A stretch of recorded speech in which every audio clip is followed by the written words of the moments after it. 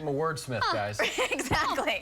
Yeah. Hey, great job, Jordan. That was fun. Jordan, it looked amazing. I mean, I am jealous of your assignments. Me and Lacey were like, hey, are you kidding? Hey, great day to get out and enjoy. Beautiful. It's gorgeous. And today's going to be above average for our temperatures. It is November, our typical high this time of year. If you add up all the Novembers all the way back to about the early 1900s, the average for today is 67 degrees for a high. The average low is 43. You get towards the end of the month, averages are in the 50s with lows in the 30s. Our temperatures, yes, decline pretty rapidly, typically in the month of November. We also see this is one of our drier months. It's the third driest month out of the year. We average about 1.5 inches of rain. We've had as much as 9, half of an inch of snow on average, actually. We've had as much as 7.5 inches, and we can get tornadoes. We do have a chance for severe weather coming up, and there's actually some data suggesting our first round of winter weather over the next couple of weeks, and I'll talk about that in a minute. Currently, we are quiet. Skies are clear. There's rain down in Houston, and good rain for southern Texas. Not going to make it here to Oklahoma. It's kicking off to the east.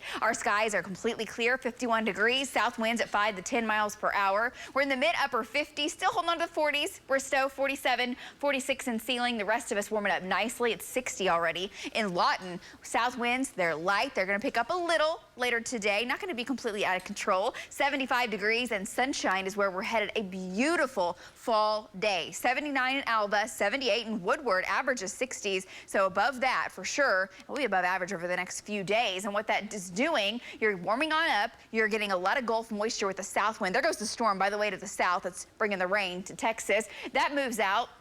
Dew point values climb into the 60s. What that means is that's fuel for thunderstorms. And when we get into like May with our big time severe weather that we get in Oklahoma, dew point values can sometimes be in the mid-upper 70s, and that causes those storms to just explode with intensity. So not that intense, instability is not that high, but we're unstable enough. Gulf moisture is rich enough, and we've got a very potent storm system and winds in the jet stream that will be very, very strong to give us lift, to give us severe storms. The chance out west on Thursday, Oklahoma City Friday. This thing tries to cut off and then zooms on by. It's going to be a fast-moving storm as we head into your Friday. It's out of here. Looks like by sunrise on Saturday. That's the latest. Now, jumping ahead, here's November 11th. This is coming up next Friday. Strong cold front arrives. This is a long way out, but some of the data has been going this way pretty consistently that we do turn awfully chilly. We're talking right at or below freezing coming up for some of the afternoon highs. Now, what does that do for you? When you get moisture coming out and the next storm system approaching,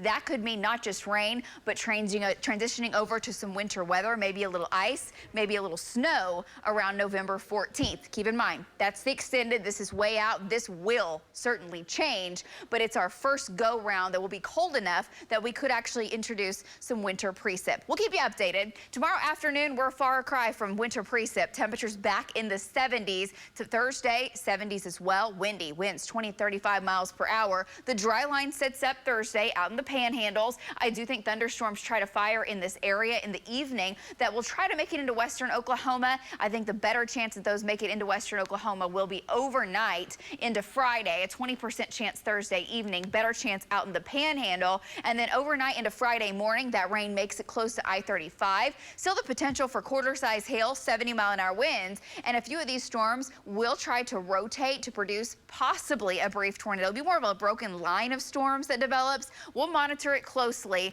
I think the most intense storms that we will see will be later in the day Friday. So Friday morning, still a chance of rain around. Your commute looks wet. In the afternoon, the main storm system is swinging overhead. Dry line to the southwest, cold fronts coming crashing in. A line of storms forms, and we'll have to watch for those brief spin-ups, kind of like the situation we had last Monday. It's a similar setup. Hail wind, the primary concern, and again, some localized flooding into eastern Oklahoma.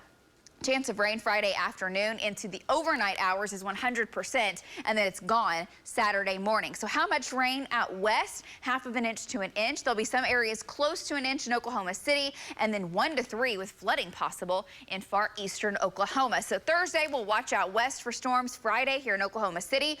The weekend looks dry and cool, and we fall back 1 hour as daylight saving time kicks in. Back to you guys.